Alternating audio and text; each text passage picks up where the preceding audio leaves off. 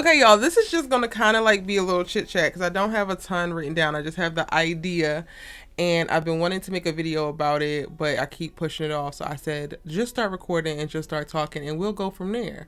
So what's good, y'all? She gets this Erica Vane coming to you right here on Erica Vane TV with another Beyond the Gates video. And in this one, we're going to talk about Kat and Jacob and Kat, because some of y'all seem to believe that they have a little bit of chemistry. And we're going to need to go ahead and talk about it. If you're new here, hit that subscribe button and turn on your bell notifications so you don't miss out on any of my Beyond the Gates content and conversations. I break down every new episode. I give you next week on previews with the synopsis predictions, character analysis, and talk all things Beyond the Gates. So if that sounds like it's right up your alley and you feel like you would enjoy it and you love talking about the show, then go ahead and subscribe. I think you might like it here. Okay, so I am not going to deny that there is chemistry there.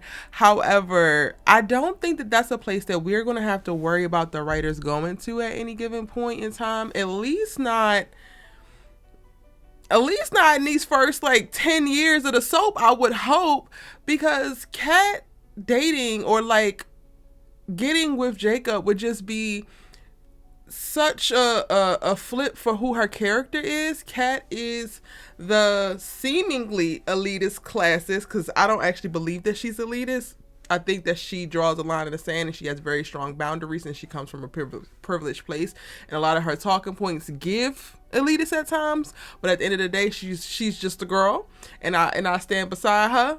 I tell her to get behind me when I need to, and she gives that she would never be the person to do that. When we are looking at the arc of Chelsea and her kidnapping with Allison, this is a prime example. And it's not just because Chelsea is her best friend and is giving her sister cousin. It's because she has a fierce loyalty to family, period. And I think that fierce loyalty extends to Jacob as well. When I really sat down to think about it, I think that the thing that we're picking up on is that the energy that they have is, while she can be very dominant, while she can be very outspoken, while she can be very pushy, Jacob still has a way of containing her to a certain extent. I know it don't look like it, but it feels like it. And I think that the back and forth that we see with Kat and Jacob is something that we feel like we're missing with Jacob and Naomi. So it starts to feel like Kat and Jacob vibe better, or Kat and Jacob have better chemistry. When we see Jacob and Naomi, for the most part, like, we have seen very few scenes of them loving on one another and being in their marriage with no actual conflict or with no worrying about some outside ass force. Like, I'm still pissed, which I get now we have to prioritize the return of Chelsea, but I'm still pissed that we have yet to have a conversation with your husband, who just found out that his father is not who his father has claimed to be, and that was his hero. That was his North Star. His whole world is shattering. His whole idea of identity is shifting. The world on this axis is shifting, and you too busy running after June, this client, that client, all the other stuff. What, before Chelsea gets abducted, and don't even have time for that. And then you really can't get into it too much because you have information tied to this that you're now roped in with your family because you chose your family over Jacob when he is supposed to be your chosen family. I struggle with that dynamic. But when you see Kat and Jacob, like, while she's annoying as hell most of the times, while she is pushy, she gives that energy that I wish, at least I'm gonna speak for myself, I wish that Naomi would also give.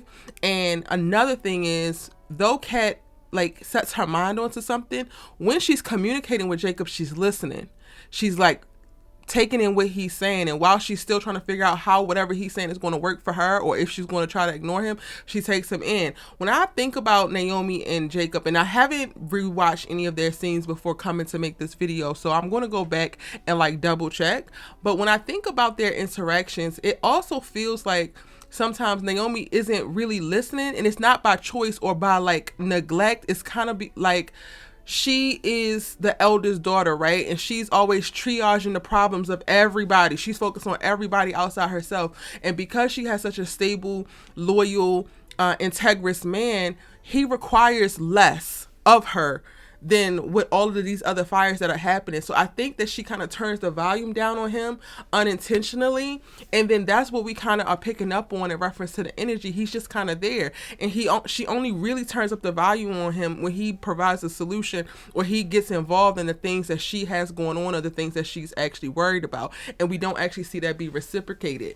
Now, a lot of y'all got in the comment section after that whole conversation about Kat and the sex with Tomas, and she was talking with Jacob, and y'all felt like there was chemistry there, and like, oh, well, she could talk to him about sex. No, this feels very much so brotherly. Like, when we started to get more scenes of Kat and Jacob together, I said that they gave brother and sister vibes for real. So much so that I feel like he feels more like her brother than Martin does. And that's just how I kind of saw it. I don't actually see them pursuing anything romantically. I think maybe the actors have really great chemistry and work really well together. We like the dynamics of who these people are, but I personally don't see the whole romantic angle, and I wouldn't want them to go there, because I feel like that would be them completely betraying who we have known Kat to be. And then on the other side of that, I don't believe that Jacob's a cheater. I think that if Jacob ever exited the relationship with Naomi, he would do so as amicably as possible, but he would also fight tooth and nail for the marriage up until the point where it's like, okay, this is the best thing for you as well as me, so now we're going to go. I don't think that Jacob will ever give Bill. I don't think that Jacob will ever give Ted. So to even think that he would be exiting the marriage, whether it's like cheating with Kat or like divorcing her and then moving on with Kat, I just feel like that would be so far-fetched, regardless of how great of chemistry these two actors have with one another. I think that we like to see them on screen. I think that they are two good-looking people.